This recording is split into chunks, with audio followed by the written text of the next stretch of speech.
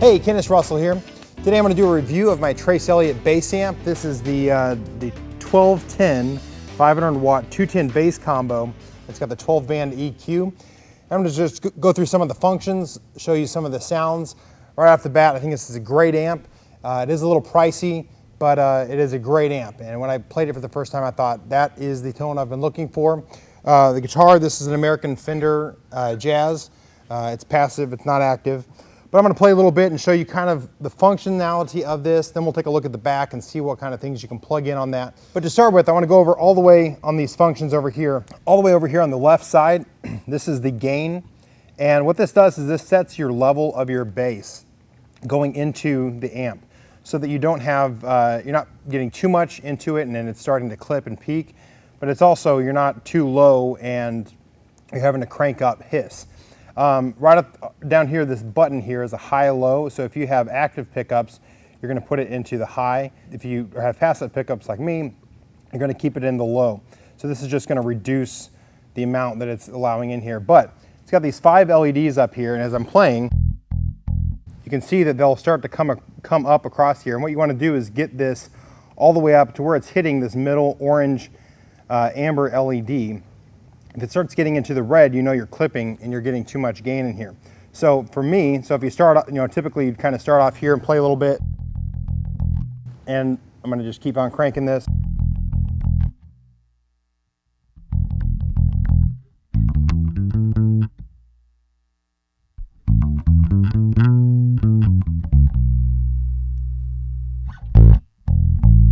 So right there, I'm kind of barely peeking into that amber. And that's where you want to be at your highest point. So somewhere right around there is where it's going to be. So you're getting the most accurate signal from your bass into the amp. Next to that is this button here. This is called pre-shape. And when you turn the amp on, it just defaults to this pre-shape. What this is this is kind of like the tone from the 70s basically. And I love this. This is with it on, and then I'll turn it off here. So if I were to go,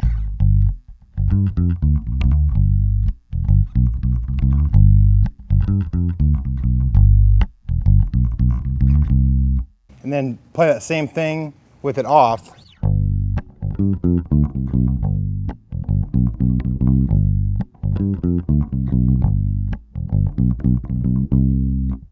It just has a real warm tone that it comes with, and so I really like that pre-shape. That may not be for everybody, but it's got that real kind of warm thing happening. The next is this valve, and there's actually a tube in here. There's a 12AX7 tube built into the amp. It allows you to just get some distortion if you want it. You can adjust the drive level here, how much distortion essentially you're wanting to put in this. And then it has this blend right here that'll blend, I guess it's blending the solid state signal over here, like pre-distortion and after. It doesn't really seem to get kicking in till about the 8 or 9 as far as volume. You'll see what I mean in a second. So I'm going to kick this guy on, and this will just give a little bit of distortion. You can already tell it's got a little bit of a buzz, which when you're playing isn't that big of a deal, but here goes.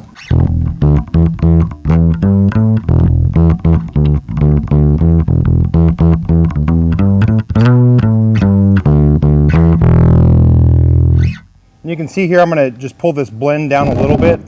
And these are pretty cracky pots. I need to spray some stuff in there. If I pull it down a little bit, you'll see the volume is significantly reduced. That drive channel hasn't really kicked in until it gets up to a little bit higher. Oh, you can even see. It's like right there is where it kind of kicks in. So anyway, there's the drive channel.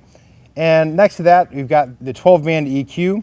I don't use this too often because I like the pre-shape tone that it just naturally comes with. Sometimes if you wanted to boost the high end or you wanted to take out a little bit of the lows, then the graphic EQ you can really fine tune. It's got the 12 bands here. So here's my regular, I'm gonna just go without the pre-shape on here. So here's the graphic with the graphic EQ on.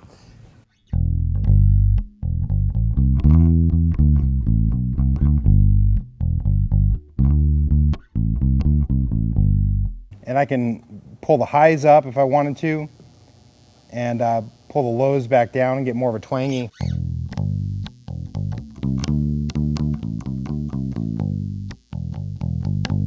I'm not going to go through all the different types of sounds you can get from that. It's an EQ. You can come up with a billion of them. Moving right along, next here is the compressor. This is a really cool compressor. You know, the compressor, basically what it'll do is it kind of squashes your signal. So you have, if you're playing softly and then you're playing loud, there's kind of the same volume. So it's evening out your volume essentially. So if you're doing a lot of slapping and that kind of thing, you want to have a compressor on there, because otherwise when you're just playing with your fingertips, then you go to slap, your slaps are going to be really, really sharp and too bright. And then when you're playing with your fingers, they're going to be too soft. So what's cool about this is it's got two compressors built in, a high-end compressor, a high-band compressor, and a low-band. Essentially, if you're doing a lot of slapping, you can kind of crank the high-end up, because that's going to compress the high-end signal, and it's going to kind of keep this low one, going to keep it kind of the same volume as it normally would be.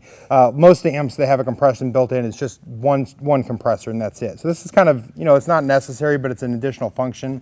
Let me go ahead and give this guy. It does give a little bit of buzz as you crank the compression, but that's kind of similar. It's kind of standard for compressors, but here we go.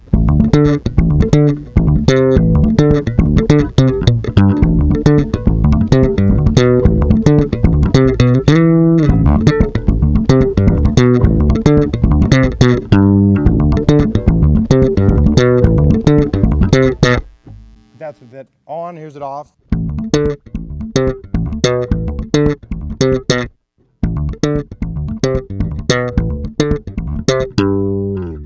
So you can kind of just tell the difference of that. Let me crank this one, basically turn that one all the way down and show you with this one higher. And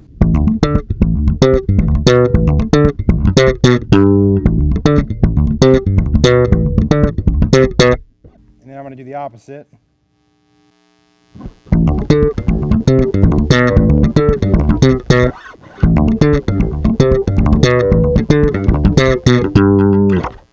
So you just kind of get an idea of what the compressor does. I don't use it a whole lot because I don't do a whole lot of slapping, but there you have it. This loop will allow you to add other effects into the effects loop. So if you had other distortion pedals, it would go in through the back through the loop function, and you would just turn that on and off when you want to use those pedals or not. And then another great function it's got is the mute. And then finally over here is this is just your amp's speaker volume. This isn't what the signal going out to the house if you're doing that, but this just turns up and down the volume of your bass for coming out of these speakers right here. But if you have this all the way up, it's not going to affect the line out going out to the house. It's just going to affect this cabinet itself. All right, so that gives you a decent idea of the functionality of the bass. The tone that comes out of it, I don't know if you guys are really capturing it, but it's a great tone. It's real versatile. You can get a bunch of different tones, but man, that pre-shaped warm tone, that's what I was really looking for, and really did not find it until I found this amp. I wanted to mention too that it comes with this pedal switcher right here, and it's got 6 different pedals on it, and it just plugs into the back via this cable. All of these things that it has down here that we talked about, the pre-shape, the valve, the graphic EQ, the compressor, the loop, and the mute, all can be turned on here with the foot pedal. If you had different songs where you said, hey, on this song I have a specific tone I want, I'm going to use the graphic EQ, and I'm going to turn off the pre-shape and put on the graphic EQ, or you had a distortion you wanted to use, instead of having to reach down and actually touch the amp, you can do the foot pedal. So now let's go flip the amp around and let's look at the backside, and I'm going to just go through really quickly the connections on the backside. All right, here's the back of the amp, and I'm going to just kind of go through it just like I did the front. First off, right over here, it's got a 3-way switch, and this adjusts. It's kind of like a crossover for your actual speakers. If you have it on high, it's going to boost your high end, but I usually keep it off. Up here we've got the power plug, then your power switch right here. And this is kind of cool. On the front panel, if you notice, it was green. You can actually adjust the brightness of that. So if you wanted to turn it off and have no green, then you could do that as well. I keep it on because it's pretty cool. This is just a 1/4 inch. Essentially, if you want to think of it, this amp as this top portion is just like a separate head, like a head in a separate cabinet. And then the speaker cabinet connects to the head with the 1/4 inch cable.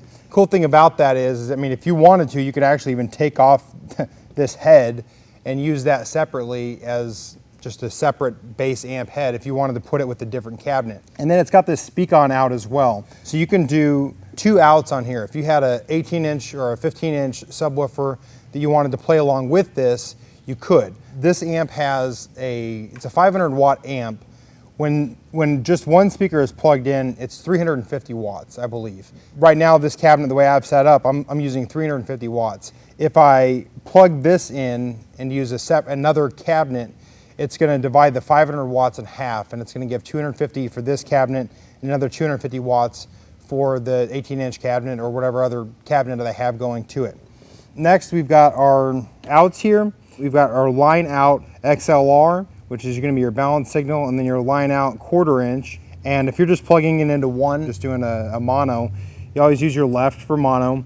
So this is going out. So right now I have this going left out into the house at our church. But if I was doing a stereo signal, I would do both the left and the right. Going out here, tuner. So if you wanted to, you could actually have, like what we've done in the past, is have like a Boss tuner sitting here, and then it's always sending a signal to the tuner. So at any time you can turn around and see if you're in tune or not. Okay, then this is going to be an out pre-EQ. Think about EQ. Sometimes you might want to EQ just for the bass cabinet, but as you're doing that, it's creating a weird EQ in the house. If that's the case, then you would go pre-EQ out. And then we've got right here, this is just a ground lift. So if you're getting a weird buzz, then you might want to just hit this ground lift, and it's going to switch the polarity, I think is what it does. And a lot of times it will reduce a buzz. Then we've got our loop level here. So if we have extra effects pedals, this would be like how much gain the other effects are coming through here, which is a pretty good function that you can adjust this, because some effects pedals have a lot more gain, a lot more volume than other pedals. And so if you had one that, you know, hey, I like this unit or whatever, but when I turn it on, it's got too much, you can adjust and turn that down, which is kind of cool. Okay, so this effects loop section right here, this right here in the middle, this full send, what this is going to do is it's going to send out all of the signal into your effects. So if I had a stomp box right here, I would go from here into the end of the stomp box and then out back into here into mono. Now this is what I would use on just about everything, but I guess what they have here is a low pass and a high pass. And what this does, I guess if you just wanted your low end out, you know, so if you just wanted to have maybe the real low end for a certain effect, then you could do that as well, or you could do just the high end. But honestly, I can guarantee you I'm never going to use that functionality. This is where I'm going to stick right here. But anyway, there's our effects loop. Down here we have the plug for the foot pedal that it comes with, and it's a pretty long cable it comes with. I think it's about a 25 or 20 foot cable. And then there's just an external controller here. If you had another sort of effects pedal that could control some of the functionality, I guess they've made that happen, but I'm not even sure which effects unit would use this kind of plug here. So anyway, there's my review of the Trace Elliot 1210 bass amp. Real quick, I wanted to tell you about a couple of the other models they have. They also have the 1215, I believe it is, and that's, instead of having two 10-inch speakers in it, it's the same exact thing, except it's got one 15-inch speaker instead of the 10-inch speakers. And then they also have the 710 and the 715 model. If I remember correctly, only difference is instead of having the 12-band EQ, it's got the 7-band EQ. So on this model, the 1210 means 12-band EQ, 10-inch speakers. So on like the 1215, it's a 12-band EQ with 15-inch speakers. So if you have the 710, it would be the 7-band EQ with two 10-inch speakers. Hopefully that makes sense. And then also I think that on the 7-band EQ one, it only has one compressor here, and that's pretty much about the only differences. This guy has held up pretty well. It's I bought this used actually from somebody on Craigslist. I'm not going to tell you how much I paid because you'd be extremely jealous, but I got it for a steal. And you can actually find these used, I've seen for decent prices, pretty much half of what they're retailing for. The only issues I've ever had with this one is the 1/4 inch jack in the back. I had to replace the jack because it was kind of going in and out, and I got it that way used, so I'm not sure exactly how much abuse it had taken. I just had to replace that jack. That was like $5 and I replaced it. I did it myself. And then the pots are sometimes scratchy, like on the valve here, this pot over here. These are really scratchy, but a little bit of contact cleaner, moving these back and forth every now and then, it'll kind of clear them out. But I usually, if I'm going to use something, I kind of get it set and then that's it. I'm not doing a whole lot of changes on the fly.